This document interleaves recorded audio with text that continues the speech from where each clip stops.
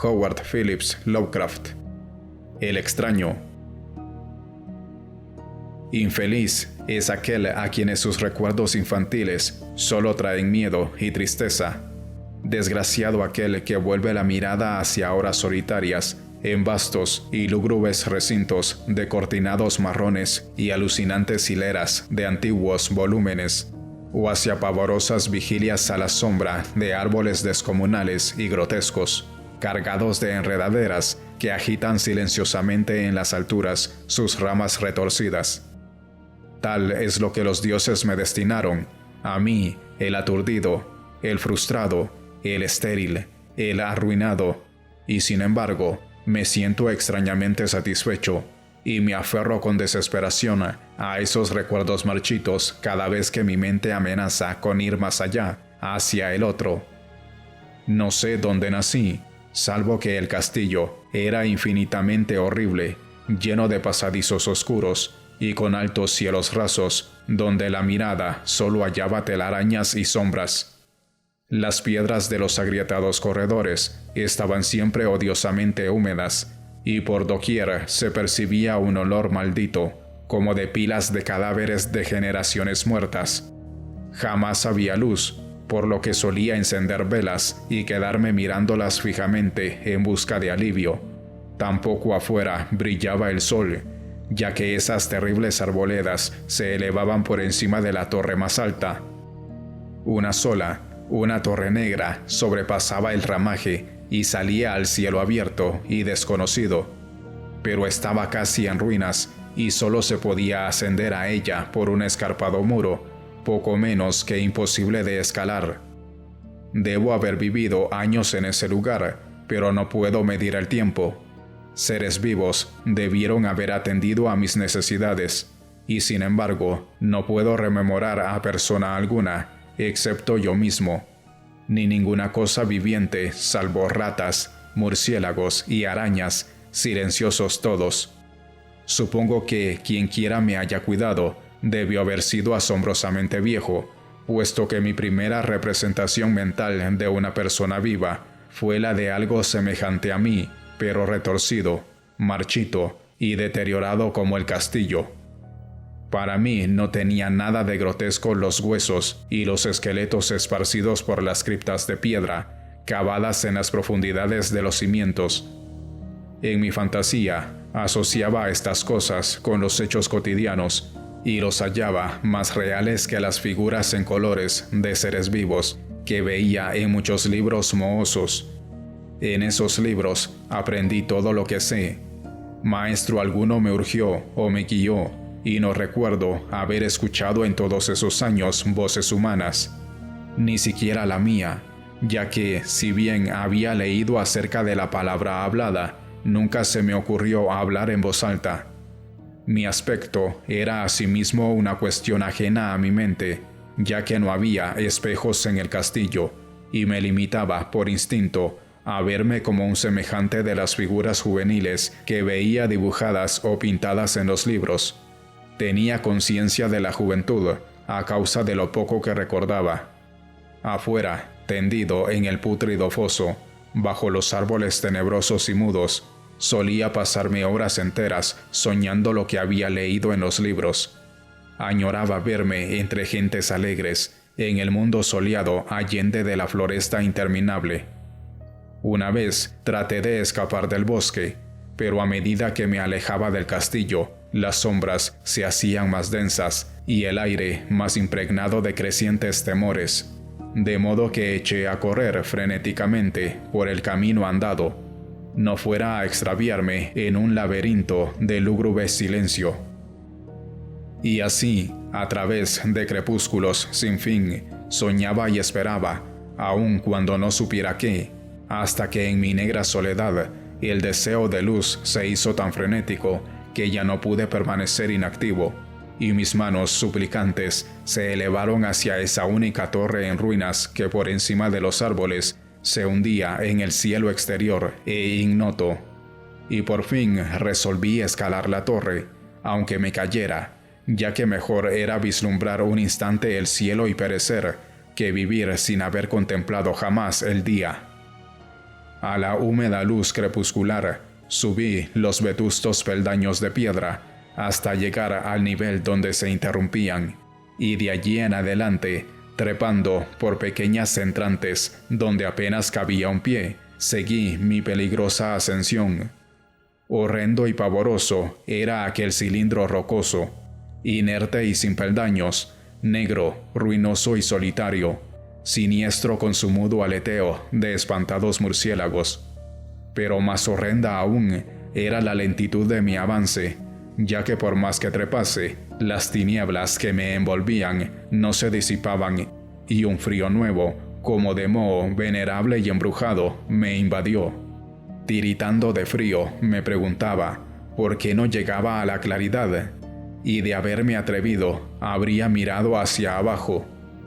Antojóseme que la noche había caído de pronto sobre mí, y en vano tanteé con la mano libre en busca del antepecho de alguna ventana por la cual espiar hacia afuera y arriba y calcular a qué altura me encontraba. De pronto, al cabo de una interminable y espantosa ascensión a ciegas por aquel precipicio cóncavo y desesperado, sentí que la cabeza tocaba algo sólido.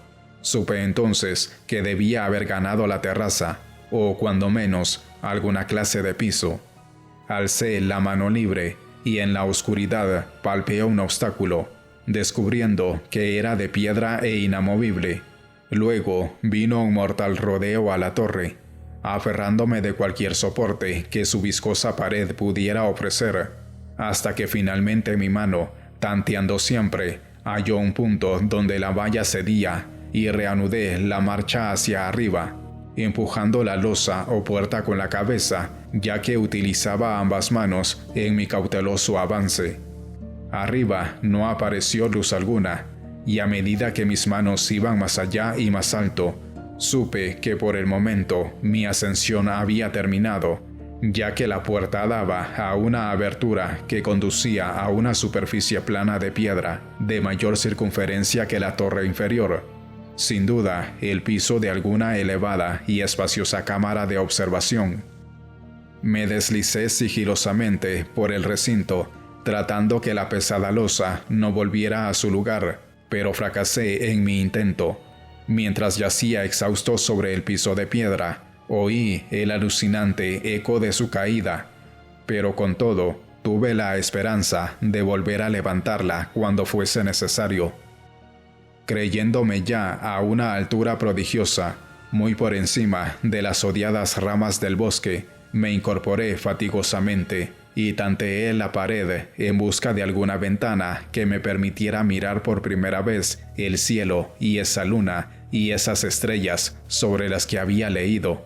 Pero ambas manos me decepcionaron, ya que todo cuanto hallé fueron amplias estanterías de mármol, cubiertas de aborrecibles cajas oblongas de inquietante dimensión. Más reflexionaba y más me preguntaba qué extraños secretos podía albergar aquel alto recinto construido a tan inmensa distancia del castillo subyacente. De pronto, mis manos tropezaron inesperadamente con el marco de una puerta, del cual colgaba una plancha de piedra de superficie rugosa a causa de las extrañas incisiones que la cubrían. La puerta estaba cerrada, pero haciendo un supremo esfuerzo superé todos los obstáculos y la abrí hacia adentro. De hecho, me invadió el éxtasis más puro jamás conocido. A través de una ornamentada verja de hierro y en el extremo de una corta escalinata de piedra, que ascendía desde la puerta recién descubierta, brillando plácidamente en todo su esplendor, estaba la luna llena, a la que nunca había visto antes, salvo en sueños y en vagas visiones que no me atrevía a llamar recuerdos. Seguro ahora de que había alcanzado la cima del castillo, subí rápidamente los pocos peldaños que me separaban de la verja, pero en eso una nube tapó la luna haciéndome tropezar, y en la oscuridad tuve que avanzar con mayor lentitud. Estaba todavía muy oscuro cuando llegué a la verja, que hallé abierta tras un cuidadoso examen, pero que no quise trasponer por temor de precipitarme desde la increíble altura que había alcanzado. Luego volvió a salir la luna. De todos los impactos imaginables, ninguno tan demoníaco como el de lo insondable y grotescamente inconcebible. Nada de lo soportado antes podía compararse al terror de lo que ahora estaba viendo, de las extraordinarias maravillas que el espectáculo implicaba. El panorama en sí era tan simple como asombroso, ya que consistía meramente en esto.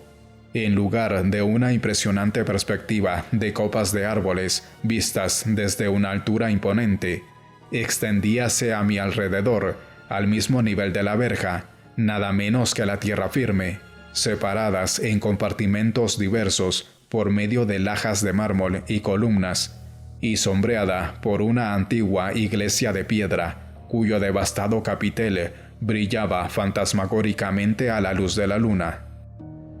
Medio inconsciente, abrí la verja y avancé bamboleándome por la senda de grava blanca que se extendía en dos direcciones. Por aturdida y caótica que estuviera mi mente, persistía en ella ese frenético anhelo de luz. Ni siquiera el pasmoso descubrimiento de momentos antes podía detenerme. No sabía, ni me importaba, si mi experiencia era locura, enajenación o magia, pero estaba resuelto a ir en pos de luminosidad y alegría a toda costa. No sabía quién o qué era yo, ni cuáles podían ser mi ámbito y mis circunstancias. Sin embargo, a medida que proseguía mi tambaleante marcha, se insinuaba en mí una especie de tímido recuerdo latente que hacía mi avance no del todo fortuito. Sin rumbo fijo, por campo abierto, unas veces sin perder de vista el camino, otras abandonándolo para internarme, lleno de curiosidad, por praderas en las que solo alguna ruina ocasional revelaba la presencia, en tiempos remotos, de una senda olvidada. En un momento dado, tuve que cruzar a nado un rápido río cuyos restos de mampostería agrietada y mohosa hablaban de un puente mucho tiempo atrás desaparecido.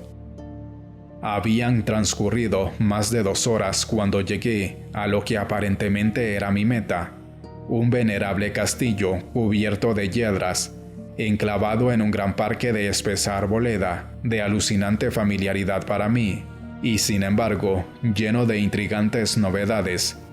Vi que el foso había sido rellenado, y que varias de las torres que yo conocía estaban demolidas, al mismo tiempo que se erguían nuevas salas que confundían al espectador, por lo que observé con el máximo interés y deleite las ventanas abiertas, inundadas de esplendorosa claridad, y que enviaban al exterior ecos de la más alegre de las francachelas. Adelantándome hacia una de ellas, miré el interior y vi un grupo de personas extrañamente vestidas, que departían entre sí con gran jarana. Como jamás había oído la voz humana, apenas si podía adivinar vagamente lo que decían. Algunas caras tenían expresiones que despertaban en mí remotísimos recuerdos, otras me eran absolutamente ajenas. Salté por la ventana y me introduje en la habitación brillantemente iluminada, a la vez que mi mente saltaba del único instante de esperanza al más negro de los desalientos. La pesadilla no tardó en venir, ya que, no bien entré, se produjo una de las más aterradoras reacciones que hubiera podido concebir.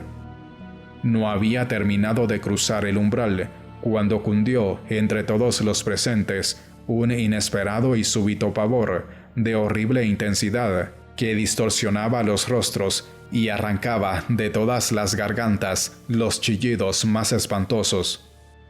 El desbande fue general y en medio del griterío y del pánico, varios sufrieron desmayos, siendo arrastrados por los que huían enloquecidos. Muchos se taparon los ojos con las manos y corrían a ciegas, llevándose todo por delante, derribando los muebles y dándose contra las paredes en su desesperado intento de ganar alguna de las numerosas puertas. solo y aturdido en el brillante recinto, y escuchando los ecos cada vez más apagados de aquellos espeluznantes gritos, comencé a temblar pensando qué podía ser aquello que me acechaba sin que yo lo viera. A primera vista, el lugar parecía vacío, pero cuando me dirigí a una de las alcobas, creí detectar una presencia, un amago de movimiento del otro lado del arco dorado que conducía a otra habitación similar a la primera. A medida que me aproximaba a la arcada, comencé a percibir la presencia con más nitidez, y luego, con el primero y último sonido que jamás emití, un aullido horrendo que me repugnó casi tanto como su morbosa causa. Contemplé en toda su horrible intensidad el inconcebible, indescriptible, inenarrable monstruo que, por obra de su mera aparición, había convertido una alegre reunión en una horda de delirantes fugitivos. No puedo siquiera decir aproximadamente a qué se parecía, pues era un compuesto de todo lo que es impuro, pavoroso, indeseado, anormal y detestable. Era una fantasmagórica sombra de podredumbre, decrepitud y desolación, la pútrida y viscosa imagen de lo dañino, la atroz desnudez de algo que la tierra misericordiosa debería ocultar por siempre jamás. Dios sabe que no era de este mundo, o al menos había dejado de serlo, y sin embargo, con enorme horror de mi parte, pude ver en sus rasgos carcomidos, con huesos que se entreveían, una repulsiva y lejana reminiscencia de formas humanas, y en sus enmohecidas y destrozadas ropas, una indecible cualidad que me estremecía más aún. Y estaba casi paralizado, pero no tanto como para no hacer un débil esfuerzo hacia la salvación. Un tropezón hacia atrás que no pudo romper el hechizo en que me tenía atrapado el monstruo sin voz y sin nombre. Mis ojos, embrujados por aquellos asqueantes ojos vítreos que los miraba fijamente, se negaba a cerrarse.